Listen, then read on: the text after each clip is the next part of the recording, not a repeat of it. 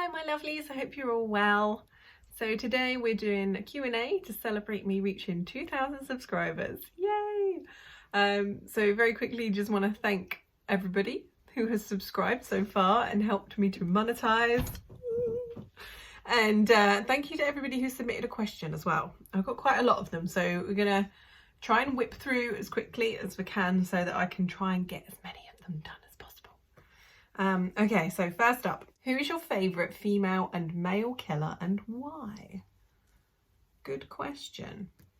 I wouldn't say I have a favourite, but I think most interesting female and male killers. Joanna Dennehy. If you don't know who she is a British spree killer. And what was interesting about her was that she was almost like a man in the way that she killed people, because she was very violent. She used a knife. It was very unlike most female killers. Most female killers will use like poison or a gun or something like that, so that they're not directly involved, if you know what I mean. So yeah, she was a very interesting killer. And male killer, part of me wants to say Ted Bundy, but I don't know. He is a very interesting character. A very interesting character. I did actually really enjoy the film with Zac Efron. I thought that was a very good film if you haven't seen it. Okay, next question. Might be a touchy subject, no offence intended. Do you consider yourselves a free nation when your head of state can never be from your family but only from one specific family until the end of time? Okay. Yes, I do consider us to be a free nation. I personally, I'm a big fan of the Queen. I think her duty to her country and her loyalty and everything is very commendable, and she's very inspirational. We are a constitutional monarchy here in the UK, so we have our head of state, who is the Queen, and then we also have a parliament.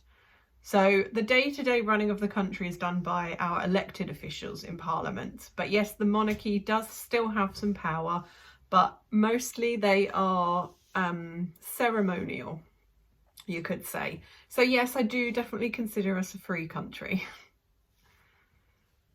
Okay, next question. What's your favourite video? Favourite video that I've reacted to lately is Awaken with JP, Crazy Leftist Teachers. It's coming out on Saturday. So you will see that one then. So if you haven't got notifications turned on, make sure you turn on notifications so you can see that video when it launches. Who do you like better, West Ham or Man U? Not a football fan. Very sorry, but I'm not a football fan. When I was younger, I tried to get involved. But no, I have no preference of football teams, I'm afraid. And for the American audience, I'm talking about soccer football. Okay, when you were in the military, you carried the SA-80 rifle. Did you ever get a chance to shoot an M4? No. My role, my trade in the RAF was involved in air traffic control. So my firearms training was limited to just your normal run-of-the-mill SA-80, L85, and I, would only use it very sparingly. I used it on deployment. I used it when I was doing armed guard and stuff like that. But oh, funnily enough, here we go. Here's baby Michelle. This was when I was at 18 years old, that basic training. So this is the SA-80. This is actually the A1, so the first generation, and you can tell by the cocking handle. So that's the little cocking handle right there. You see it's a round one, so that tells you it's first generation.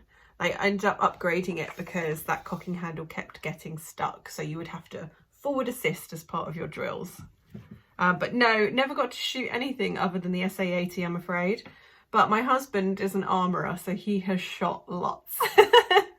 Watched a video on YouTube where it had been reported that a British soldier in World War I, Private Henry Tandy, could have prevented World War II had he not spared an unarmed and wounded German soldier named Adolf Hitler.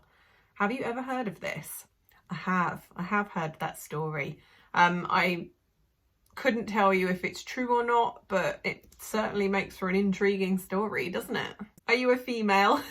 Sorry, I'm not a biologist. You jokers. Yes, I am a female. Favourite superhero / heroine? Favourite superhero, probably Batman. I do like the DC characters more than the Marvel characters. Sorry. Yeah, Batman's probably my favourite superhero. Heroine. Who's my favourite heroine? I don't know. I don't really gravitate towards the female characters. I don't know what that says about me, but yeah, I don't know. See, I like Harley Quinn, and she's not what you'd call a heroine. Have you ever been to the US? How do you think our political social division compares to where you live? Good question, Tony. Yes, I have been to the US several times because I went doing exercises when I was in the RAF. So I've been to Arizona, to Davis-Monthan Air Force Base, and I've also been to Vegas, to Nellis Air Force Base, and then I went back to Vegas for like a conference thing. So yeah, I've been to the US several times, and I've enjoyed it every single time I've been, and I want to come back. I definitely want to visit Florida, and hopefully run into Grady Judd. Political social division compared to the UK. From what I can see, I think you maybe have it worse in terms of political division. Social division, I think it's probably about on par, you know, but it is what it is. But I'm really hoping that we can save ourselves, save our countries. I really hope. How are you so beautiful? Oh, shucks, you guys. Oh, okay, so Dior Sauvage Alexa or Versace Eros EDP. Now, I haven't smelt either of those, but I will say that I am a big fan of Dior because of their continued support for Mr. Depp. A question: is the morale of British people good or bad these days? I would say overall not too bad, but we have some issues. Like, I think everyone's feeling a bit better now that we're out of the pandemic stage of things, but we've also now got the cost of living crisis. So things haven't been great, and things are going to continue to not be great for a while. So I think that's weighing quite heavily on people's morale. What are your favourite TV shows? One of my favourite shows, which isn't on anymore, was Supernatural. Did you ever watch Supernatural? I highly recommend if you haven't seen it. But if you haven't watched any of it, then it's quite a lot to get into because I think it's like 15 seasons or something. So it's a very long time. But I don't actually watch TV. I spend most of my time on YouTube. Where'd you get the fancy accent? Where are you from? So I was born and raised in a town called Stevenage, which is in the county of Hertfordshire, which is in the like southeast portion of England. So we are about a 20-minute train ride from central London. I wouldn't necessarily say my accent is fancy, but thanks very much. Are you a Harrier Pilot? No, not a Harrier Pilot. I know I've had a few people ask because of the prints, but because I worked air traffic control and I worked on a Harrier squadron, this is why I've been able to get myself a Harrier print. This is me in my number 1 uniform. And this is actually my husband's because he's an armourer, so he did the ejection seat stuff. And there's a couple of other pictures, but you can't see them because they're off screen at the moment. But one was just, it's a group shot from this day, actually. And the other one is one of my husband's squadron crests. Your military rank. So I left the RAF as a senior aircraft woman. Can money buy happiness? No, but money can relieve a lot of stress, because I believe that the most amount of stress placed on people is around income and cost of living and all that stuff. So if you have money, you have less stress, and that in turn allows you to be happy. Request. Do I like Monty Python? I do like Monty Python. I love Life of Brian and the Holy Grail. I think the Holy Grail is probably my favourite just because of how silly it is. Have I been to Australia? No, I haven't been to Australia. It's one of those places that it's on my list. It's on my list of places I would love to go. It just takes so long to get there. Wow.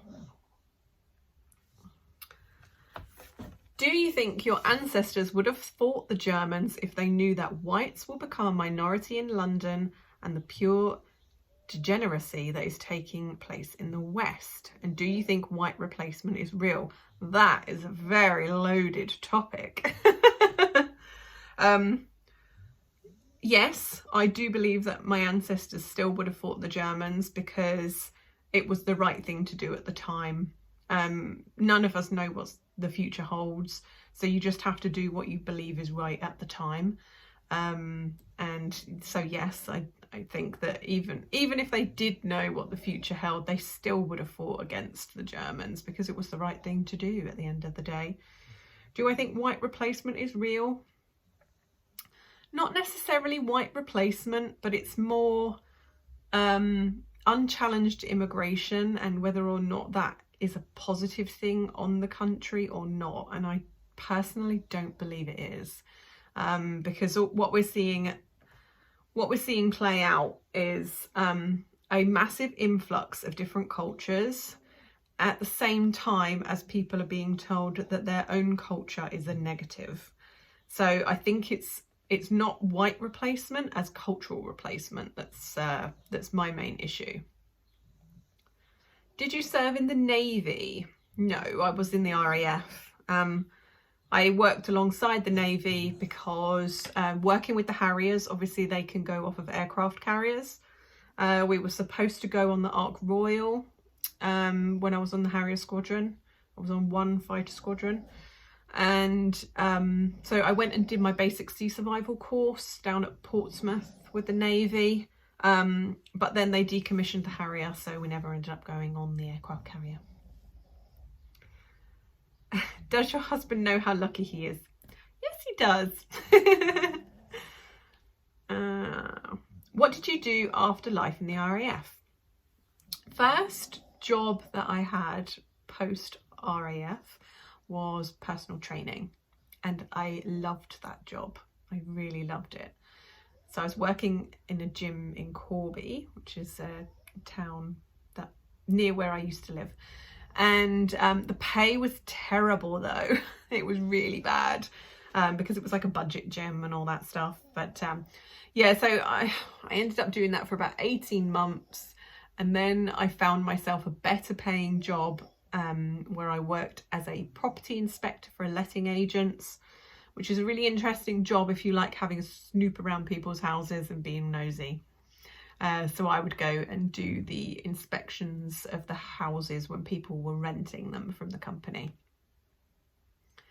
And then since that, then I got pregnant with my little girl and went on maternity leave, and then I could only go back there full time or nothing, so I ended up not going back there.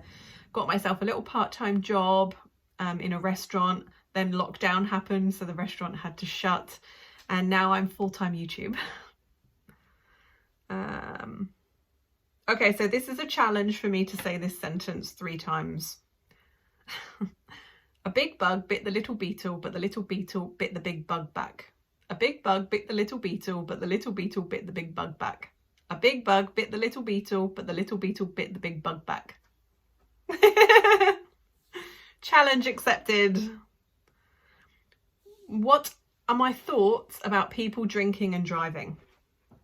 I have zero tolerance for drink driving. I know that they allow for a small amount of alcohol to be drunk when it's when they're doing the breathalyzer tests and all that stuff. But I believe there's some states in America where they have zero tolerance. Is that right? I fall in that category. If I'm driving, I won't even have one drink because, I mean, half the time I would prefer to drink something else, you know, than drink an alcoholic beverage if I'm only going to have the one. You know, it's drinking was a big thing for me back in the day, like when I was 21 and in the military. Then we had a big drinking culture. Not so much now, you know. I'm a 38-year-old wife and mother, and it's just not my life anymore. Ever served in the Middle East? Yes. I served in Afghanistan in 2011. I was at Camp Bastion, working in the air traffic control tower.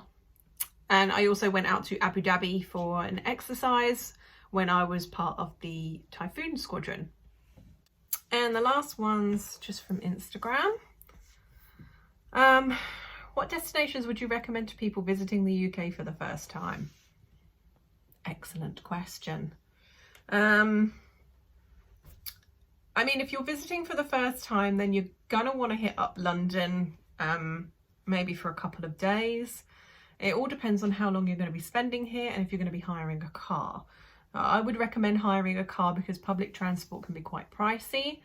But yeah, definitely hit up London for a couple of days, get to see the Tower of London, and you know, there is so much history that it's insane.